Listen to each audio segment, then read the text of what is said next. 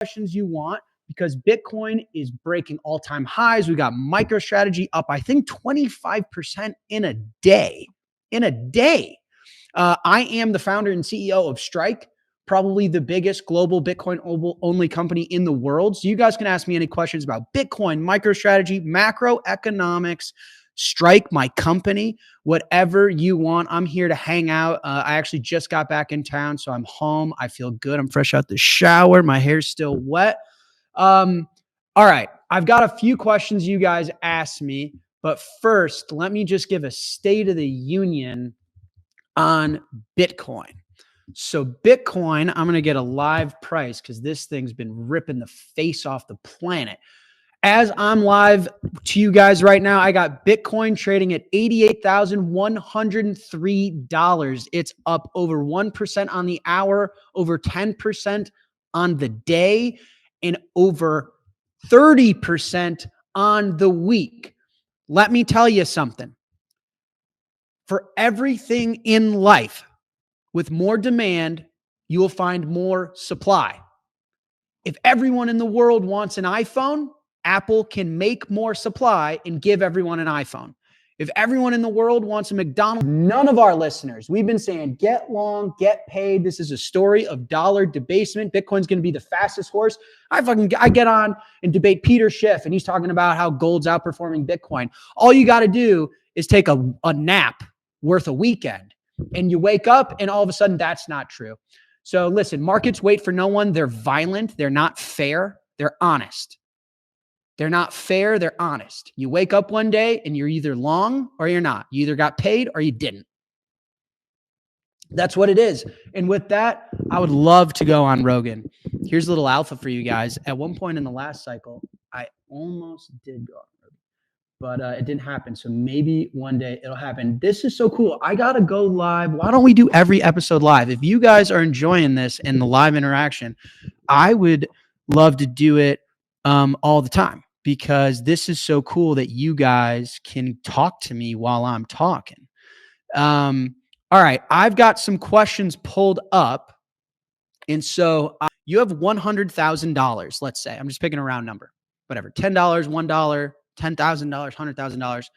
Say you have $100,000. What Saylor is saying is if you give me your $100,000 in the form of buying MSTR, I will get you more sats, more Bitcoin than if you do it yourself. This is Saylor's Bitcoin yield, sats per share. What he's doing is he's engineering you more sats per share. So if you buy MSTR, he's saying, I will get you more sats in the underlying, how a share is correlated to Bitcoin on the balance sheet. I will get you more sats than if you were to do it yourself. Now, the trade-off is very obvious. You've got counterparty risk with Saylor. You've got counterparty risk with the stock market. You've got counterparty risk with the US government. I told you guys, I prefer my sats on ice. I prefer my sats in cold storage. The price I put on my own self-sovereignty and on counterparty risk, I just don't mess with it. I'm at a point in my life where I don't want to trust anyone else outside of myself. That's just where I'm at. But the product that Saylor sells is extremely valuable, is that if you give me the money, I'll get you more Bitcoin. You effort to save his business, is that his company was going to fail. And so what he did to save it is say, screw the company, we're going all in on Bitcoin. And then for 4 years, built a position of 1% of the total issuance of Bitcoin. And so now he has something that's 150% long with a $70 billion market cap. So let me put it to you this way. Any other company, like little tiny startup that wants to go public and do the MicroStrategy strategy. What Wall Street investor listening to this podcast is going to say, I'm going to give my $100,000 to another company and not Saylor. Saylor's going to get you more Bitcoin per share. He's going to get you more sats. Again, the product he's selling you is I'm the best in the world at getting you sats. You give me the money, I get you the most sats. So every other company, there's some company, Semler Scientific or something. It's great that they're doing a Bitcoin strategy. That's awesome. But they're not performant like Saylor. Their market cap's not going up like Saylor. They're not getting the returns like Saylor. Why? Because Saylor gets you the most sats. So you also good relationship with Dorsey. Dorsey's a very good buddy of mine. And, you know, there's a lot of dangers in going public, and that, The share price dictates the culture internally. People are compensated in shares and in equity and in stock options. And when the market's so volatile, you got people coming and going, quitting and leaving. It slows you down. If I want to really launch products really quick and go global and really be there for Bitcoiners, I would prefer not to run a public business. Public businesses are slower. They're bigger. There's a lot more that goes into them.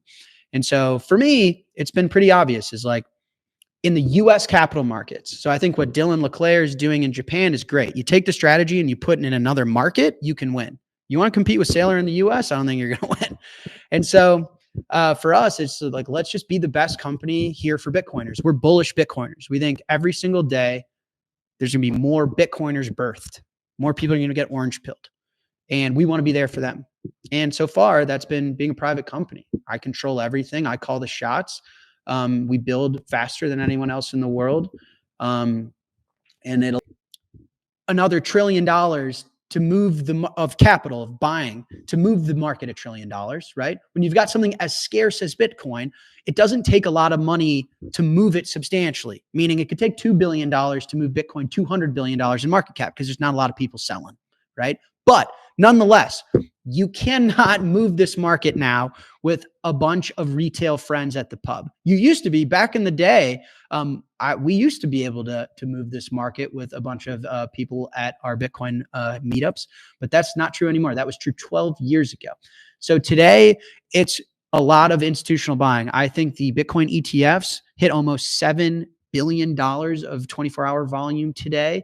And so we know Wall Street is here, but it does to me look like there is some substantial size and pool of capital that is buying Bitcoin. And just think about the game theory, to be totally honest, that maybe one of them has decided to say, you know what, let's actually start to roll into Bitcoin a little bit. Very possible. Yes, absolutely. Absolutely. And I mean, like the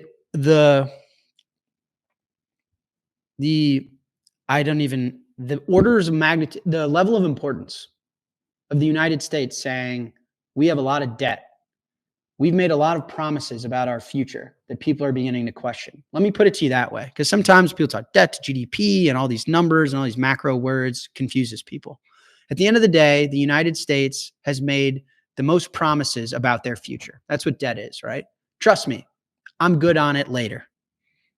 And we've made so many promises about our future that people are starting to question if they can continue to trust us. Like, man, that's a lot of promises on your future. What proof do we have, or what's backing these promises? How do I know that you're actually going to be made whole on all these promises you're making about? Weirdly, financial markets have to price that. So you're starting to see markets move, obviously. But yeah, I mean, Trump can't start buying Bitcoin for a little while. So there's some inefficiencies in the market there. Are other people going to buy Bitcoin and front run? I know I am, I'll tell you that much. Cool. So let me know if you guys have any more questions about strategic reserve stuff. It's very exciting. It's very fun. Obviously, I think the United States should do it. Oh, let me go on a quick rant about that, actually.